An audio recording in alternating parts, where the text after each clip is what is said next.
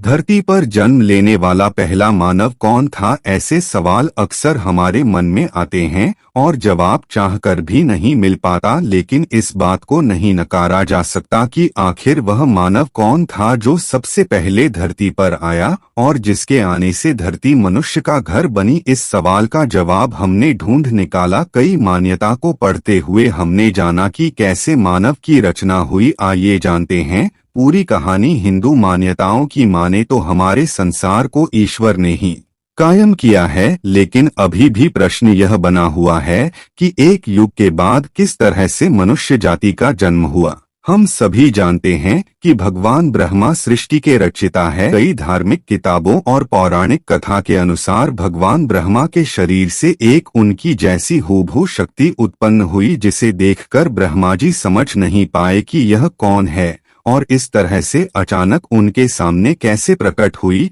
लेकिन यही प्रकृति का इशारा था जो ब्रह्मा जी ने समझ लिया और यही शक्ति मानव संसार का पहला मानव बना। ब्रह्मा जी ने उनके जैसी दिखने वाली काया का नाम स्वयंभुव मनु रखा, जो धरती पर पहला मानव कहलाया। भगवान ब्रह्मा ने 11 प्रजातियों और 11 रुद्र को उत्पन्न किया। तब अंत में उन्होंने स्वयं की शक्ति को 2 भागों में बांट दिया। पहला भाग मनु के रूप में और दूसरा भाग शत्रुपा के रूप में निकलकर सामने आया। भगवान ब्रह्मा ने प्रजातियों को प्रकाश से, रुद्र को अग्नि से और अपने दोनों भागों को मिट्टी से बनाया, इसलिए मानव को मिट्टी की काया का कहा जाता है। मनु से बन गया मानव। हमने आपको बताया कि सबसे पहले धरती पर मनु आए और फिर स्त्री रूप में शत्रुपा दोनों ने संसार की रचना की, इसलिए संपूर्ण जाति का नाम मानव पड़ गया, जिसे कई भाषाओं में म के नाम से ही जाना गया। जैसे संस्कृत में मनुष्य और अंग्रेजी में मैन, सिद्ध हुआ कि मनु ही है पहले मानव। यदि हम बात करें कि क्या हर जाति हर धर्म इस बात को मानता है